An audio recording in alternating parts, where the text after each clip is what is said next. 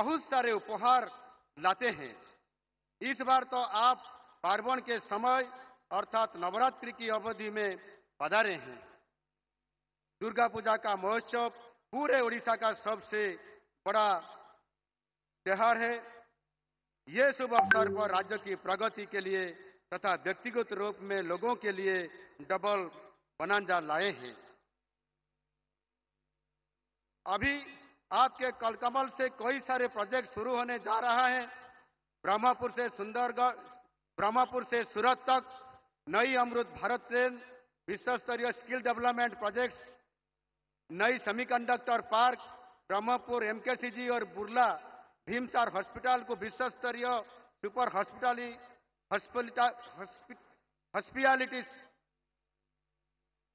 Hospital में विकसित करना, गंजाम जिले में नई पोर्ट बेस एससीजेड बनाना और सबसे बड़ी बात हमारे गरीब भाइयों के लिए 50,000 अंत्योदय गृह निर्माण के लिए वर्क ऑर्डर भी दिया जाएगा।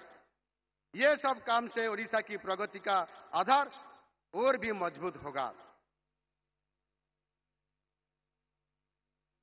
दूसरा बनांजा next generation GST reforms. Bharat के दूसरे भाग में लोग सामान्यतः दीपावली के समय खरीदारी करते हैं, मगर ओडिशा में ये खरीदारी दुर्गा पूजा के अवसर पे होता है। अभी ओडिशा के लोग जीएसटी बचत उत्सव में बढ़ चढ़ के हिसाब ले रहे हैं। आपकी ये ऐतिहासिक कदम के लिए 3 दिन पहले समाप्त हुए ओडिशा विधानसभा की वर्षाकालीन अधिवेशन में धन्यवाद प्रस्ताव पारित किया गया है। आज गरीब से लेकर अमीर व्यक्ति सब कुछ ना कुछ बचत कर रहे हैं। ओडिशा के लोगों की तरफ से आपको विशेष धन्यवाद ज्ञापन करता हूं। आपकी दी हुई मंत्र सबका साथ, सबका विकास, सबका विश्वास और सबका प्रयास के आधार पर हम लोग अन्नदाता, गरीब, महिला और युवाओं के कल्याण तथा सशक्तिकरण के लिए काम कर रहे हैं। इसी साल जनवरी महीने में आपने Utkarsh Odisha make in Odisha conclave में उद्योगपतियों को आह्वान दिए थे। ओडिशा में निवेश करने के लिए यही समय है, सही समय है। ये 7.5 महीने में ही ओडिशा में 84 शिल्प परियोजना का शिलान्यास हुआ है, जिससे 2 लाख करोड़ से ज्यादा निवेश आया है और 1,64,000 रोजगार का अवसर सुनिश्चित हुआ है।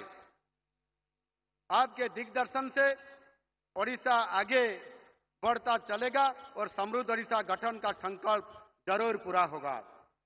माननीय प्रधानमंत्री जी, पिछले 11 साल में आपके नेतृत्व देश को हर आयाम में नई शिखर पर ले जा रहा है। सामाजिक, राजनैतिक और आर्थिक प्रगति के साथ देश की सुरक्षा की गारंटी में दिशा में हमारा देश हर दिन एक नया कीर्तिमान स्थापन कर रहा है। देश के प्रति आपका समर्पण और स्वभाव के बारे में यहां उपस्थित युवाओं को मैं कुछ बताना चाहूंगा। बालाकोट एयर स्ट्राइक के बाद 26 फरवरी 2019 में आपने राजस्थान के चूरू में एक भावनात्मक कविता की आवृत्ति किए थे, जो आज की युवाओं को न सिर्फ सुनना चाहिए बल्कि अपनी जहन में बैठा लेना चाहिए। आपने कहे थे, सौगंध है मुझे इस मिट्टी की, मैं देश नहीं मिटने दूंगा। सौगंध है मुझे इस मिट्टी की, मैं देश नहीं रुकने दूंगा। सौगंध है मुझे इस मिट्टी की, मैं देश नहीं झुकने दूंगा। ये पंक्ति के बाद मुझे कुछ कहने की आवश्यकता नहीं है। पूरे देशवासी और हमारे युवाओं को ये मालूम है कि आपके नेतृत्व में भारत ना रुकेगा, ना झुकेगा।